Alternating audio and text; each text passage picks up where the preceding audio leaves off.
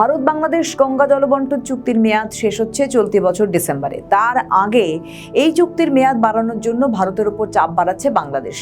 ঢাকায় এক অনুষ্ঠানে বক্তব্য রাখতে গিয়ে বিএনপি মন্ত্রী মির্জা ফখরুল ইসলাম আলমগীর জানিয়েছেন, বাংলাদেশ ভারতকে একটা স্পর্শ বার্তা দিতে চায়। ফলে প্রশ্ন উঠছে, ভারত বাংলাদেশের সম্পর্কে কি কালো মেঘ ঘনাচ্ছে?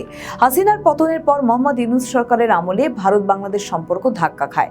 তবে তারেক রহমানের সরকার গঠনের পর থেকে দুদেশের সম্পর্ককে মসৃণ করার চেষ্টা চলছে। দুদেশের সম্পর্ককে কিছুটা হলেও উষ্ণতার বরফ গলেছে। আভ্যন্তরীণ জ্বালানি সংকটের মধ্যে বাংলাদেশের দিকে সাহায্যের হাত বাড়িয়ে দিয়েছে নয়াদিল্লি। তবে গঙ্গা জলবন্টন চুক্তি নিয়ে যদি জটিলতা না কাটে, তাহলে দুদেশের মধ্যে সম্পর্ক তলানিতে পৌঁছতে পারে বলে মত বিশেষজ্ঞ মহলের। বাংলাদেশের জনগণের স্বার্থকে সামনে রেখে আলোচনার মাধ্যমে ভারতকে একটা নতুন চুক্তি চূড়ান্ত করতে হবে বলে জানান বিএনপি মন্ত্রী মির্জা ফখরুল ইসলাম আলমগীর। এই চুক্তির উপরে নির্ভর করবে ভারত বাংলাদেশের সম্পর্ক কোন পর্যায়ে পৌঁছবে। তিনি আরও জানান, ভারতের সঙ্গে সুসম্পর্ক স্থাপনের সুযোগ গঙ্গা জলবন্টন চুক্তি বা ফারাক্কা চুক্তি স্বাক্ষরের উপরই নির্ভর করবে।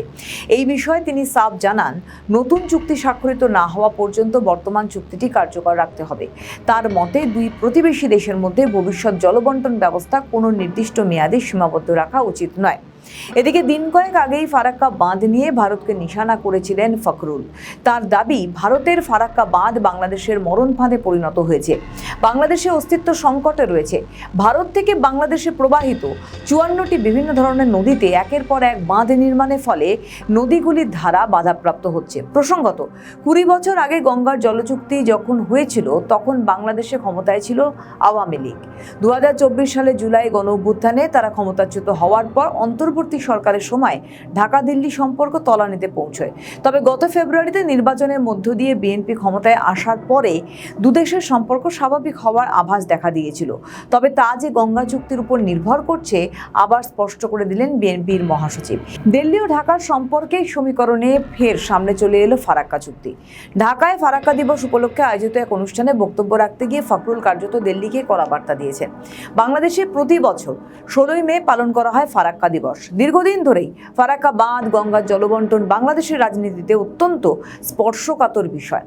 বিশেষ করে বিরোধী রাজনীতিতে ইস্যু বহুবার ব্যবহার হয়েছে এটি।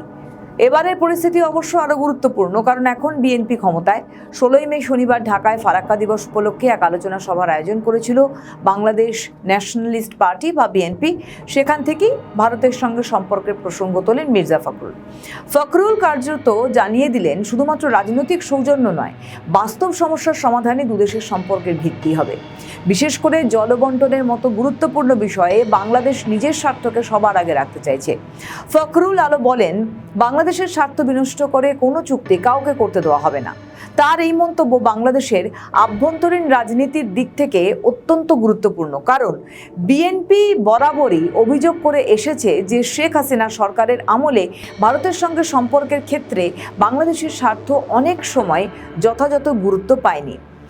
রাজনৈতিক বিশ্লেষকদের মতে বিএনপি এখন দেশের মানুষের কাছে নিজেদের জাতীয় স্বার্থ রক্ষাকারী দল হিসেবে তুলে ধরতে চাইছে, আর সেই কারণেই ফারাক্কা ইস্যুকে সামনে আনা হয়েছে। ফারাক্কা চুক্তি নিয়ে বিতর্ক নতুন নয়। পশ্চিমবঙ্গে ফারাক্কা ব্যারেজ বহু দশক ধরেই ভারত বাংলাদেশ সম্পর্কে অন্যতম গুরুত্বপূর্ণ বিষয়।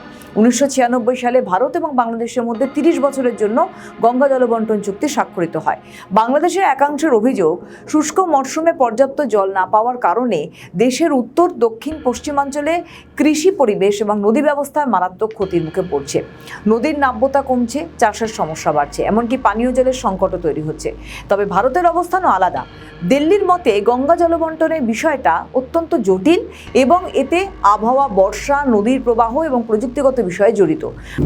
ভারত বরাবরই বলেছে দুদেশের স্বার্থ মাথায় রেখেই সমাধানের চেষ্টা করতে হবে। বিশেষজ্ঞদের মতে বিএনপি ঐতিহাসিকভাবে ভারতের প্রতি কিছুটা সমালোচনামূলক অবস্থান নিয়ে রাজনীতি করেছে। ফলে তাদের ক্ষমতায় আসার পর থেকেই প্রশ্ন উঠতে শুরু করেছে।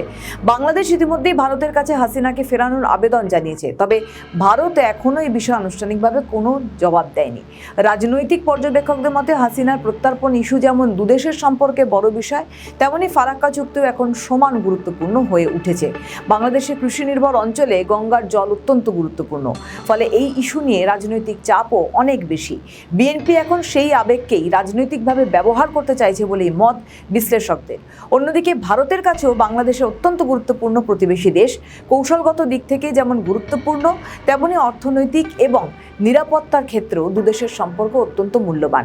বিশেষ করে উত্তর পূর্ব ভারতের সঙ্গে যোগাযোগ, সীমান্ত নিরাপত্তা, বাণিজ্য, আঞ্চলিক স্থিতিশীলতার জন্য বাংলাদেশকে অত্যন্ত গুরুত্বপূর্ণ মনে করে দিল্লি। ফলে সম্পর্ক খারাপ হওয়া ভারতও চাইবে না।